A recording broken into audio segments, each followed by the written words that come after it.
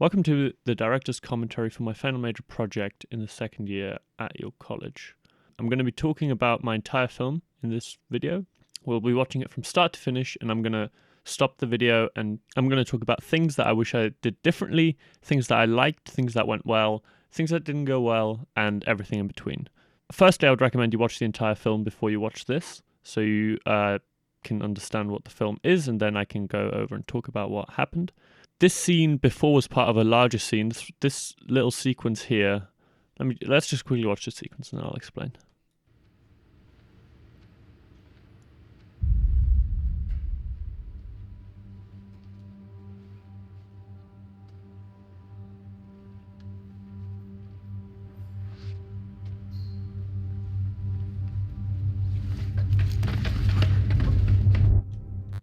So this was before part of a sequence that was actually 3 minutes long.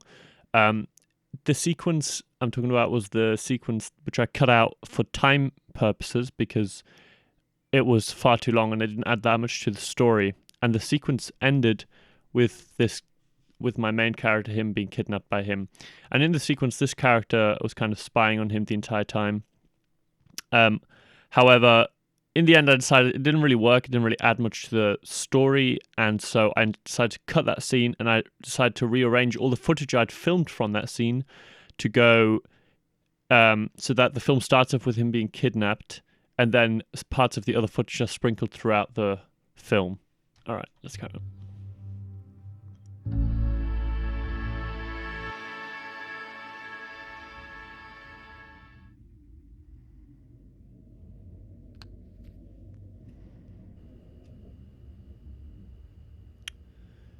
This shot here again was kind of, I put this in to kind of ask the audience some questions.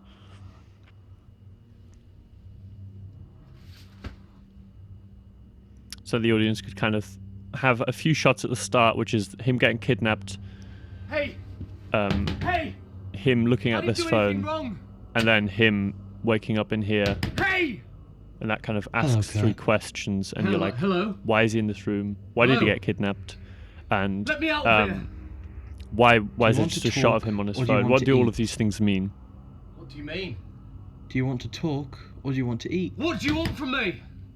These shots I actually had to if you have a keen eye, you can probably tell that these shots are just still images where I just digitally zoomed in. I couldn't get any good shots of any good video footage of the red light, so I decided to go into post. I decided to, after the fact, after I'd wrapped up filming, just take some still images and then use those, which ended up working quite well. Hey! Hello, Kurt. Hello? Let me out of here. Do you want to talk or do you want to eat? What do you mean? Do you want to talk or do you want to eat? What do you want from me? Do you want to talk or do you want to eat? Who are you? Why am I here? Do you want to talk or do you want to eat? Do you want to talk or do you want to eat? Do you want to talk or do you want to eat? Do you want to talk or do you want to eat? Do you want to talk or do you want to eat? Do you want to talk or do you want to eat? This entire sequence here that you're watching right now was previously actually 3 separate scenes. So there was 3 scenes, which was him here walking around and snipping, but that was before in perfect silence. Then you have the voice saying, do you want to talk or do you want to eat? Do you want to talk or do you want to eat? Do you want to talk or do you want to eat? That was a completely separate thing. And then those 3 scenes together were all, they were alright. There was nothing specifically or particularly special about them. And in the end, those 3 scenes were quite long. I think each scene was about 1.5 minutes long. But none of the scenes had a particularly good payoff. None of the scenes really... They all worked on their own merit, but nothing in them made them stand out in any way, shape, or form.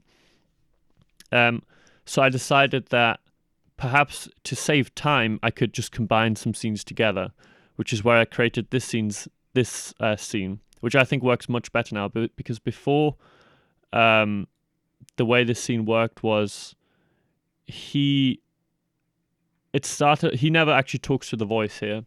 So the way the scene starts is it's actually just him waking up, him saying, "Hey, blah blah blah blah, how are you?" And then the actual dialogue here just skips, and then it goes to him being like this, and then walking around and snipping and stuff.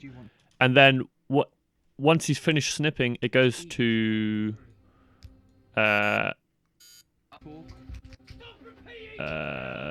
Do you want to talk or do you want to eat? it goes Do to you want to eat? Do you want oh my god, did I miss it?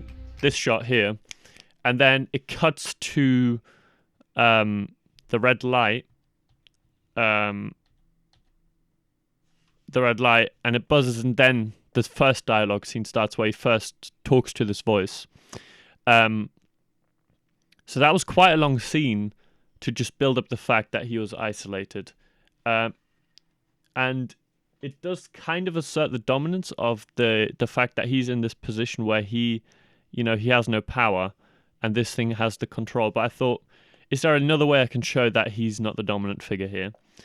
So I decided to do that by overlapping it with another scene where the voice just completely ignores him. All it cares is for him to answer. If Kurt wants to talk or if he wants to eat. Does he want to talk about the situation and why he's there, or is he hungry and wants to eat? And Kurt tries to kind of retaliate and like get something out of this voice, but it's just like, tell me if you want to talk or tell me if you want to eat. Then we can move on. But before you do that, I'm not doing anything for you.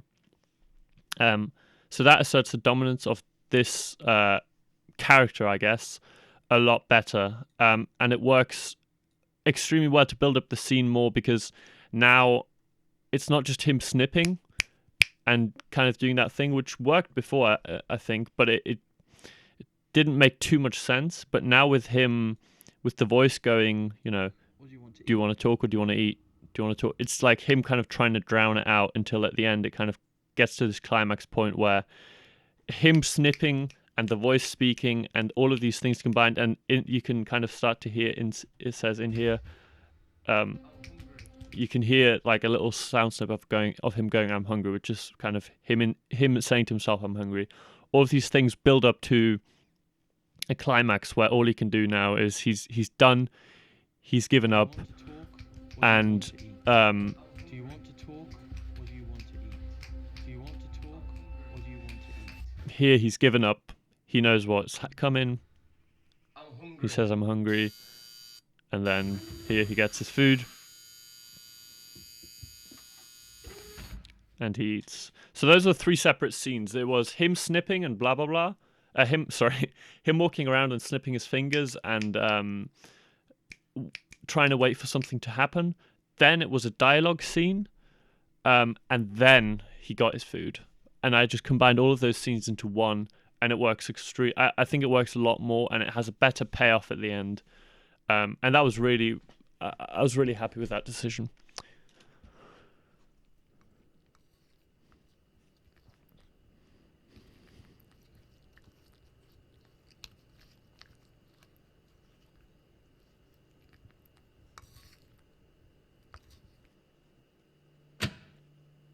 Hello.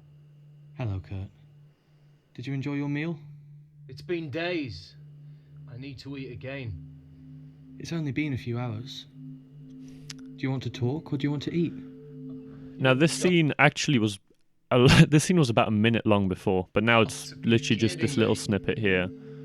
So before, I kind of cut the audio.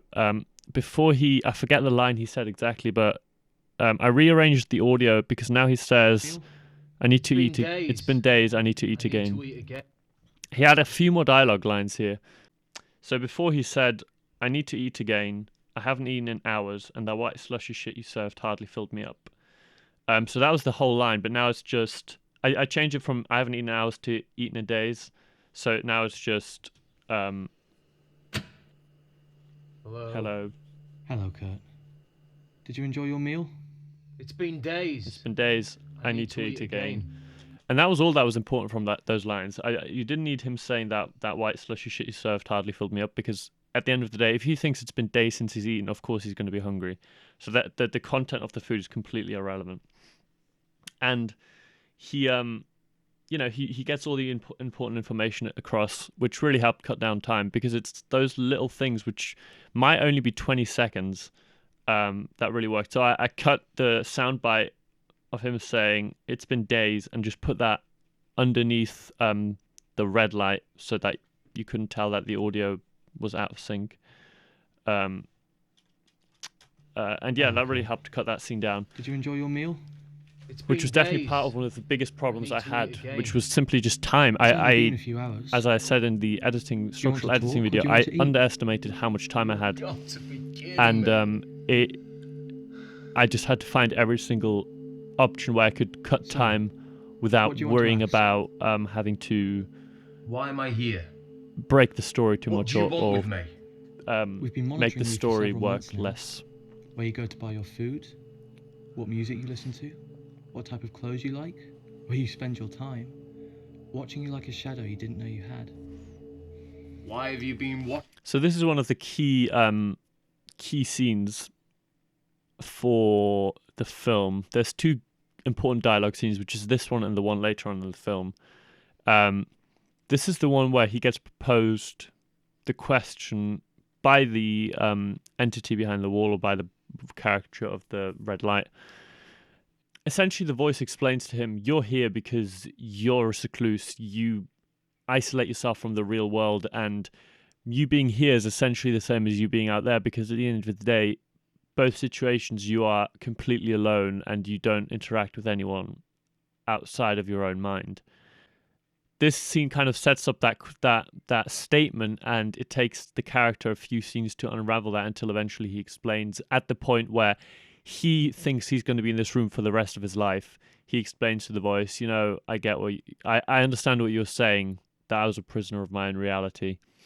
And I understand now that while I was out there, I really it was the same as me being in here. I tried to use a lot of shots where he is he's bigger in the frame, but in terms of the power dynamic, he is always looking up to the red light, which is why I put it up quite high on the wall when I was building the set, which did prove to be a little bit of an issue sometimes, because I couldn't frame the red light and him in the same shot, which was a bit annoying, but I think for the power dynamic it works quite well. I tried to use a lot of low angles and high angles to make this light look bigger. You spend a lot of time showing off your life online, but really you spend more time alone in your dark, dusty house than anywhere else. And this is what I was talking about earlier. I sprinkled in these shots of him in the real world, which was supposed to go right at the start. Mind you, if you remember, the other sequence was 3 minutes 30 long. All right, so we would have only just started to be in the white room at this point. That's why I cut that sequence, because it was far too long and it really didn't add a lot to the scene. Anyway, so I started sprinkling in these shots here. I asked you why you were watching me. Because we could, Kurt. Because it was so very easy. Really, you did all the work for us. Again, high angle. What's that supposed to mean? I'll let you think about that, Kurt. Just tell me what you mean!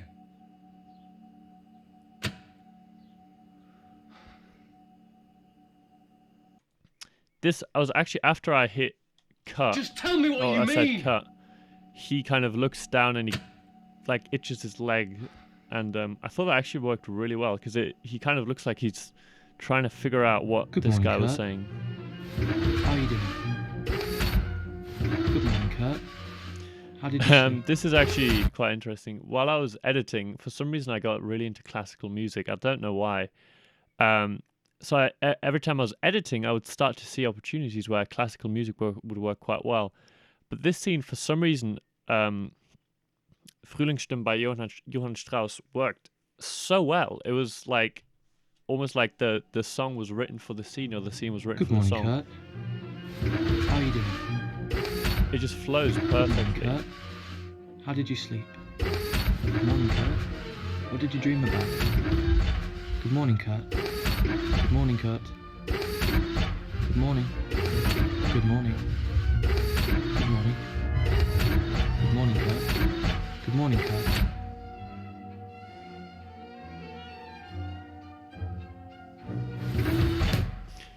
Another reason why I used the song was because I felt like it was kind of neutral. It was positive, but what was being shown in the background was obviously the food of someone who was in captivity.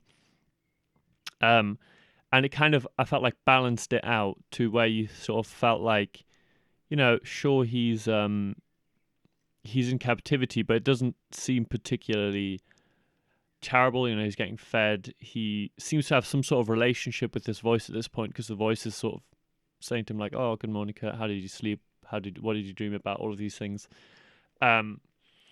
So I felt like it kind of accented that, and it kind of worked really nicely.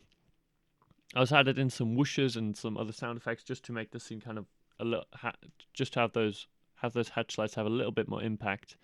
But I think that worked really well. Good morning, Kurt. What did you dream about?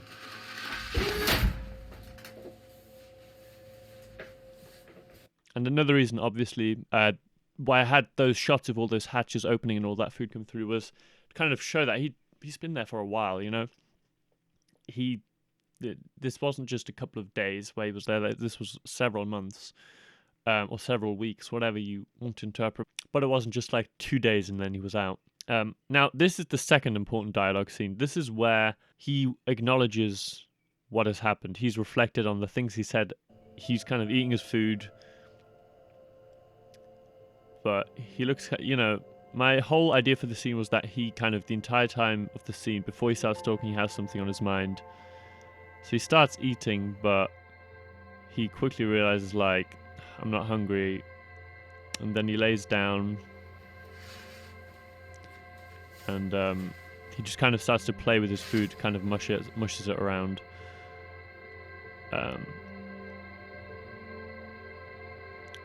And then as this kind of song almost comes to a climax, Figured out what you meant, by the way. he starts to talk. Not that it matters anymore. Meant by what, Kurt? Now, the reason I took this shot, I don't know if it translates very well, but I wanted him to talk, and in my version of the story, and it's kind of subjective and everyone can interpret it their own way, but in my version of the story, this room kind of almost represented Kurt's inner mind, and this red light was kind of his subconscious, and that's why I never wanted it to tell him entirely why he was in there. It just should give him clues. So that's why it never says the reason we could track you was because you were sharing everything on Facebook or Twitter or whatever, and we always knew where you were. And the reason you're in here was because you're a social recluse and you don't talk to anyone.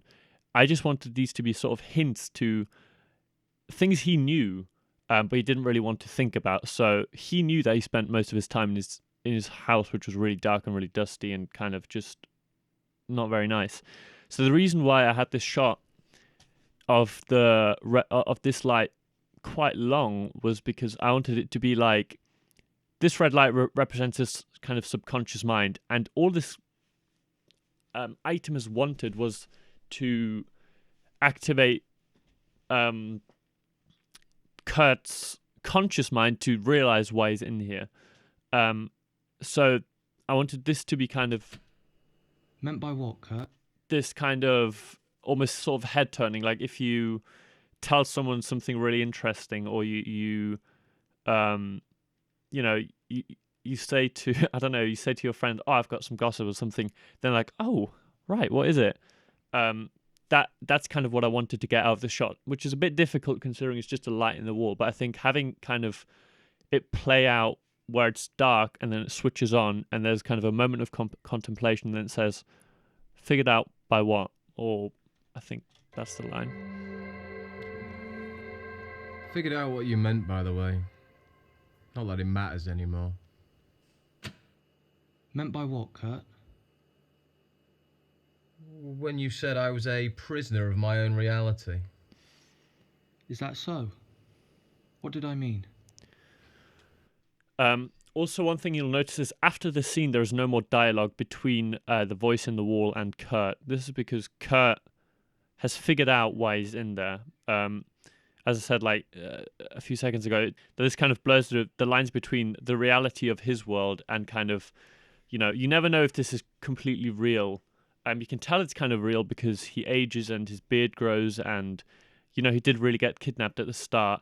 But at the same time, there's so much about it that's unrealistic and not really plausible. You're kind of always in the stage of where it's kind of a blurred line between reality and sort of dream.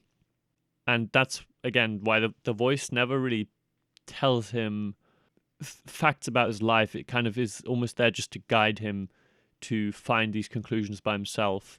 That's why after the scene, after he's figured out why he's here, or rather figured out what the voice meant at the start when it was telling him, you spend your time alone, you're in your dark room. Once he's figured those things out, the voice doesn't talk to him anymore, because that was the whole job of the voice. It was just to get him to that point where he could realize, this is why I'm here, or this is what I need to change about my life. I've imprisoned myself, searching for relationships and friendships over the internet, by ignoring people who've tried to speak to me and engage with me in the street. Table for one. And this is these are all shots from right at the start of the film, which I put in here because I felt it worked a lot better to have them in the back here, because he would talk about something and then I could show the video footage and that would link the two things together so you could see what he was talking about. Before, I had all of these scenes at the start, and when he was talking halfway through the film, well, it would have been at 9 minutes,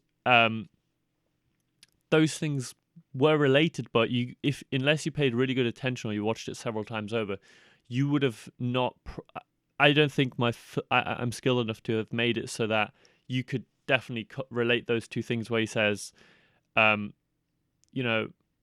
ignoring people on the street, and you link that to her trying to be nice to him and him just saying, "Oh, I want just coffee." I think firstly cutting that first scene and saving that time was very important. But then sprinkling these scenes in later on in the film worked very well to kind of tie it together so that he was talking, but that what he was saying also had a real world effect. He wasn't just saying those things because, that's how I felt. It's kind of showing that he really did behave like that. It's funny. I wish... originally, I had planned to film a different sequence outside where the idea was there was an old man on a bench, and as he gets up, he drops his glasses. And instead of Kurt, doing what everyone would do, is pick up and grab them and give them to the old man, he ignores the man. He doesn't realize he's there because he's so in his own world of social media, and he steps on the glasses and breaks them.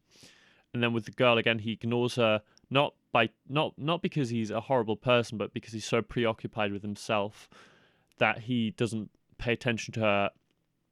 And then the last thing was going to be there was a bunch of people beating up someone in a street corner, and he just walks by and doesn't even notice it, and the guy kind of, he's clearly in pain and agony because there's 3 guys beating on him. I didn't end up shooting that sequence and replaced it with the cafe scene. I wish I had done, because that would have given me more powerful footage to put into this sequence back here to kind of relate and causate what he's saying. So that I really wish I'd shot that sequence instead, because it would have just worked a lot better. So that I'm really kind of upset that I didn't end up doing that. But the reason I didn't was because one of my actors cancelled for that scene, and then I couldn't reschedule it with any of the other actors. And therefore it just ended up not working out. So I kind of had to improvise, which was cool because I managed to shoot at the cafe, which was a cool location. But unfortunately that scene didn't end up working, so I had to cut it completely almost. In many ways, I guess I'm just as imprisoned in here as I was out there.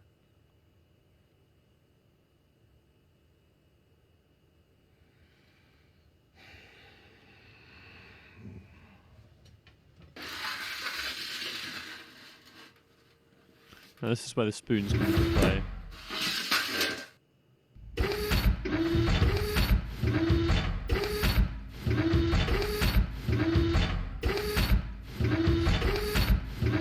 Now this scene originally, I already knew that I was going to do have this scene where he breaks out, but I wasn't quite sure where I was going to position this. And then eventually I realized it would be quite a good payoff for the scene where he admits I was a kind of a horrible person, and not necessarily a horrible person, but I was kind of this secluse and this sort of despicable human who you wouldn't really want to engage with because I didn't want to engage with anyone else. And the payoff of that scene is him figuring out how he escapes, because he sees the spoon fall off the hatch because it gets pulled out a bit rough, or magic, because again, you're not really sure if it's real or not. Is this place real? And it gets pulled off, and the hatch, when it tries to close, it can't close. It won't close if there's an object in the way, which he's never tried to kind of fight, essentially. So he pulls the spoon out, and there you go. He's figured out, this is how I can get out. And then my actor actually did something on his own accord. He was supposed to just put the spoon under the bed, but then he licked his fingers and kind of rubbed them to showcase that the food on the spoon is kind of sticky.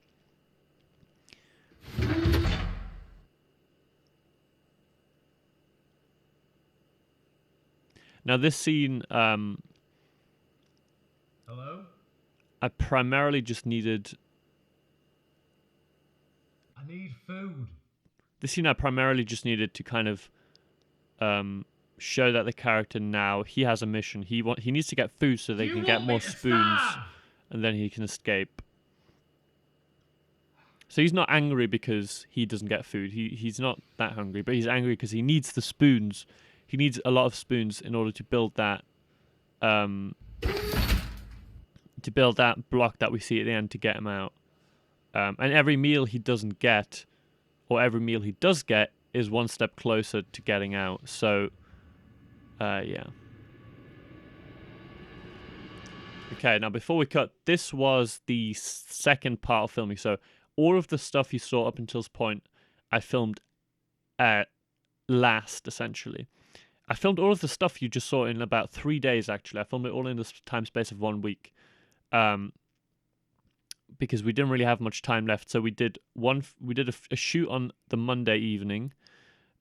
We did a shoot on a Monday from 3 till I think it was like 10 o'clock at night. Where we did all the cafe scenes, and we did all of the scenes of him indoors at my house, and we did the scenes of him getting kidnapped in the alleyway. And then on the next morning, we filmed a couple of scenes for about an hour or two. And then on the Friday of that week, he came back at about 3 o'clock, and we finished filming at about 11 p.m., I think.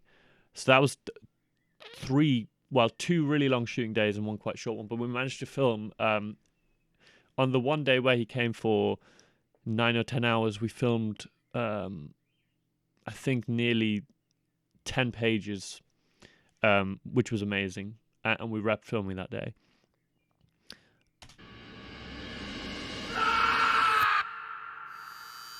And now this is the first half of filming, but the second half of the film. The reason there was 2 halves, as you can see, he now has a beard.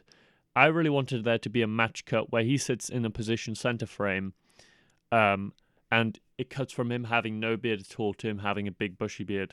I wish I could have made it so that he cuts that my actor shaves his entire beard, but he didn't really want to, because I don't know. He identifies with the beard, and I wasn't gonna say, well, actually, no, you have to cut your entire beard off, because I think it would have worked a lot better. But he was doing it for free, and I mean, at the end of the day, I think it still worked fine. So I wasn't too bothered about it. So yeah, I wanted to have this match cut between him having no beard to having a long beard to kind of showcase how long he's been there. The beard changing in size to that degree takes at least 2 or 3 weeks.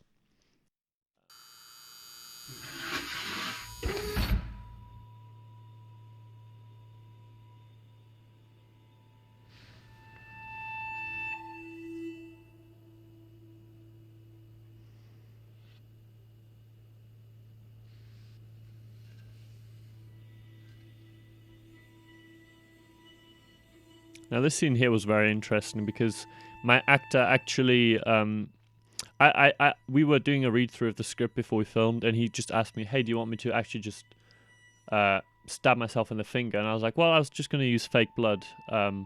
He's like, "Well, I can just stab myself and prick myself if you want."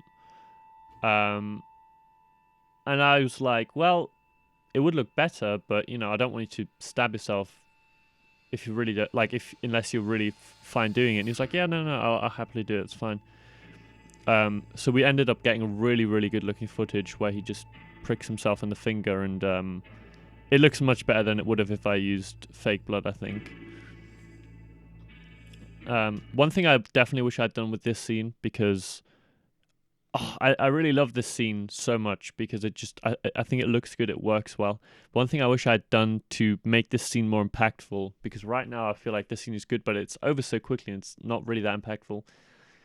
I wish I'd done several shots of him getting the bowl, with essentially rejecting the bowl and rejecting the needle and saying like I can't, this isn't useful to me, until eventually this scene he's like, well, he keeps sending me this needle and I am really bored. What could I do with this needle? What, like, and then we have the few shots of him thinking about, you know, looking at it and thinking, and then he kind of stabs himself and pricks himself to kind of give himself some interest and some energy and some, you know, something other than the monotonous, boring, being in this white room day in, day out.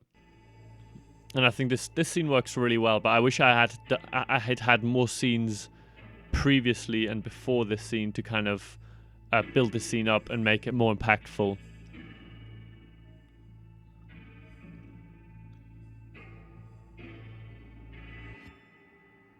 I was actually thinking of cutting this scene entirely, the pinprick scene, because that would have saved a lot of time. It would have saved this scene here as well, where he goes out and he plasters up his fingers.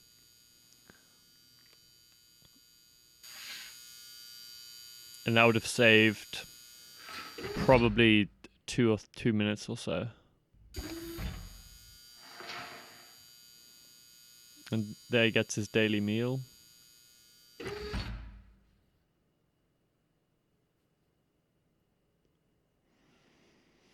And he eats his food.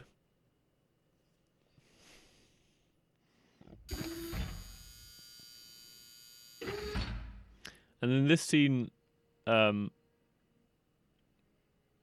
always kind of wanted to... I always liked the idea of the scene where he, for the first time, has a companion in this room. Hey there, little guy. Someone who he can talk to, something that he can relate with, something that kind of has a human quality.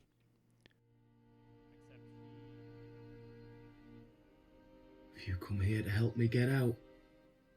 Except he's at this point so deranged that he's trying to converse with a teddy bear, and he's expecting the teddy bear to respond. He's expecting something out of this teddy bear, which is obviously an inanimate object. And he's talking to him, genuinely expecting a response. And you can see throughout the course of the scene how he starts to realize that he's going insane, genuinely. And then it kind of gets to the point where he realizes, what am I doing? I'm talking to a teddy bear. And then he goes in to say something again, and then he's like, what am I doing?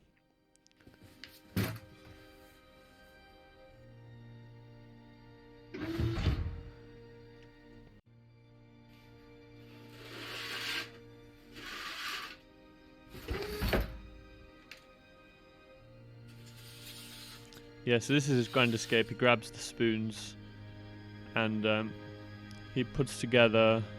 So that teddy bear was kind of the final straw for him. He was genuinely losing his mind at this point, and you can see that now he kind of has a somber dedication to get out, because he knows if he stays in this place any longer, he will just go genuinely crazy.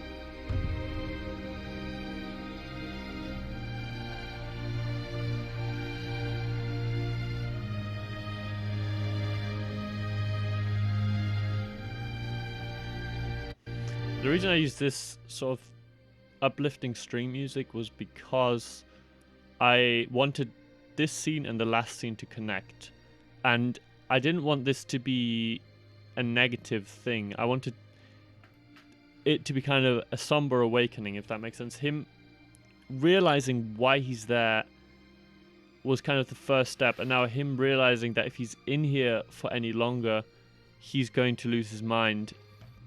Not in like a figurative sense, but a literal sense. I wanted those two scenes to connect, and also because he's escaping, it is a positive thing.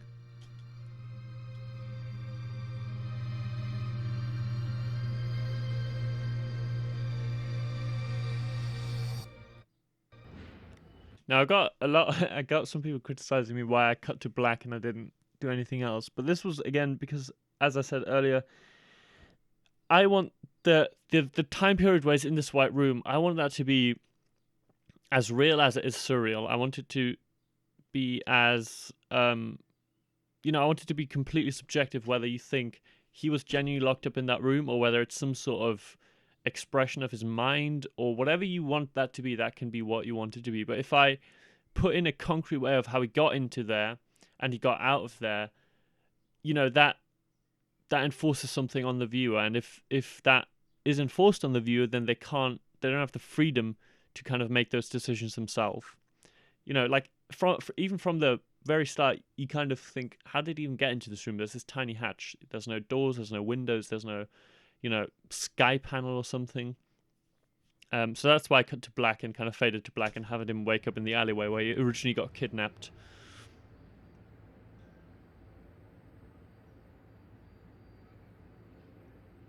Now this final sequence here was actually filmed over it was 2 different days. These shots here were filmed in York on a late afternoon, and it was quite bright outside. The light was relatively harsh. Luckily, there was some clouds, so it wasn't too harsh, but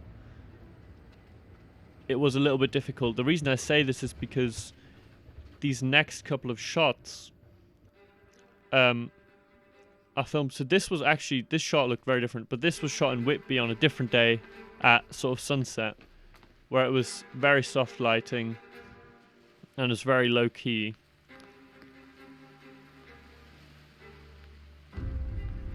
And this is him. This is sort of the hero shot of the film. He's escaped. He's in his free will. I wish I had done some dialogue scenes, as I think I said in a previous video, of him talking about how he loves the sea or how he misses, the ocean and the waves and things like that. Because I think that would have worked to push this to be a better payoff, to allow to have sort of a more emotional payoff. Because I like the ending of the film. I just it doesn't have much of a punch. There's no wow factor, which is a little bit sad. And again, I had to do a lot of color grading, which you'll see in my color grading video, to match all of these shots of him being in Whitby at the harbour and him being in York, to match those shots up.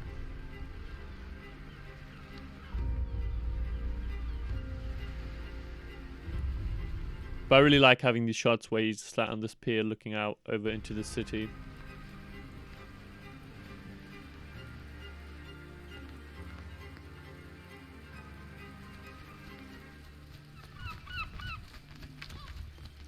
And then hit the seagull dropping the spoon on him. That was kind of a sort of a hint to, again, make the audience question, was it real, was it not real? As well as kind of, it's just, I like the idea when films add little sort of hints to just open questions for the audience. I also composited in the rain back here, which you can see in this shot here, because I wanted him to kind of, and you can see in the very last shot also.